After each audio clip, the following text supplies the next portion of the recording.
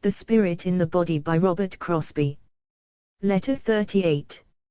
I read with pleasure of your meeting. I remember the name of Dr. G. He is one of the old-timers. He should be able to pick up the string once more. Some of them think that the effort has failed for this cycle, because of the dissensions, but they ought to remember that masters never cease working, and that it is always possible for the clear-eyed and the humanity-loving to aid their endeavor.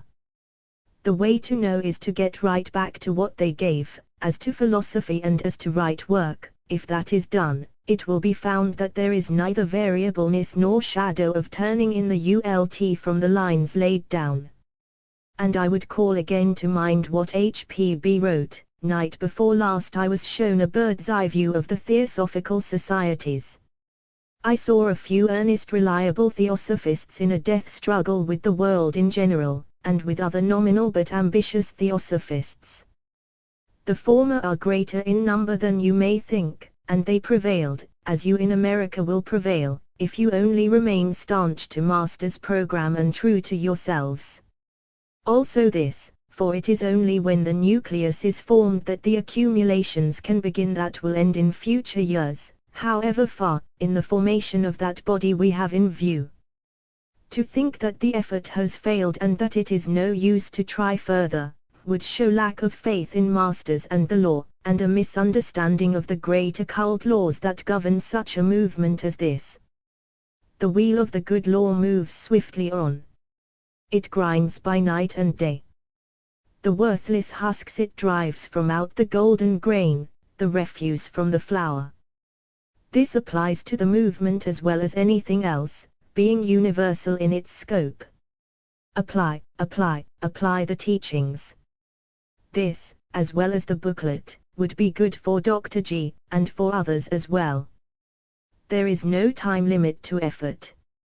The authority you speak of is not what men term authority, which comes from outside and which demands obedience of mind and body, but an internal recognition of the value of that which flows through any given point, focus, or individual. That is the authority of one's self-discrimination, intuition, the highest intellection, that kind we all hold to, and if we follow what we recognize in that way and still find it good, we naturally keep our faces in that direction, in the source found to be pure and right.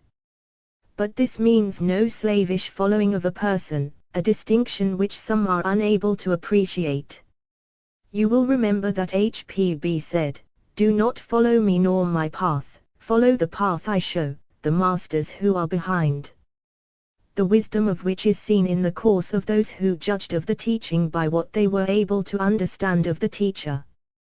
They judged her by their standards and fell down on everything. In their views, a teacher of high philosophy should not smoke, should be conventional. She made mistakes, in their wise opinions, ergo, her philosophy must be wrong. All the time she said, "I am nothing, I came but to do the bidding of him that sent me." WQJ had similar judgment passed on him, primarily, because he upheld H.P.B. first, last, and all the time, which was the underlying reason for the attacks. Fearful of authority, they minimized the only possible source upon which reliance could be placed, and then endeavored to convey the impression that they were so much greater than H.P.B., that they could explain her away. In this, they made a greater claim for authority than she ever made. Where was WQJ all this time?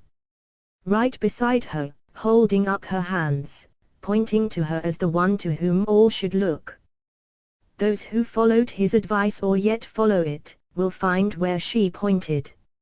It comes to this, that those who pretend to follow H.P.B. do not do so, unless they also recognize WQJ. They had to vilify H.P.B. in order to do likewise with WQJ. These two stand or fall together.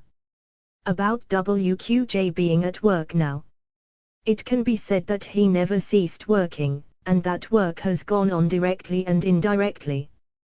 He is working for unity, what he has always worked for. His aid will be given to every effort to spread Theosophy pure and simple, and to such individuals as could understand him, and this in exact measure. Here are some significant statements from HPB's messages to the American Convention. The ethics of Theosophy are more important than any divulgement of psychic laws or facts.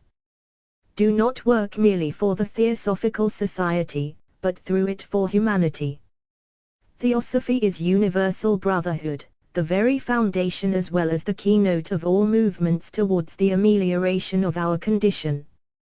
There is a power behind our society which will give us the strength we need, which will enable us to move the world, if we will but unite and work as one mind, one heart.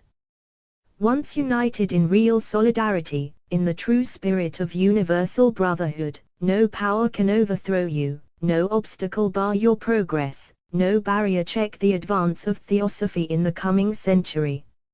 Each can, and should cooperate with all, and all with each, in a large-hearted spirit of comradeship to forward the work of bringing Theosophy home to every man or woman in the country. But in order that we may be able to effect this working on behalf of our common cause, we have to sink all private differences. Many are the energetic members of the Theosophical Society who wish to work and work hard. But the price of their assistance is that all the work must be done in their way and not in anyone else's way. And if this is not carried out, they sink back into apathy or leave the society entirely, loudly declaring that they are the only true Theosophists. Or, if they remain, they endeavor to exalt their own methods of working at the expense of all other earnest workers. This is fact, but it is not Theosophy.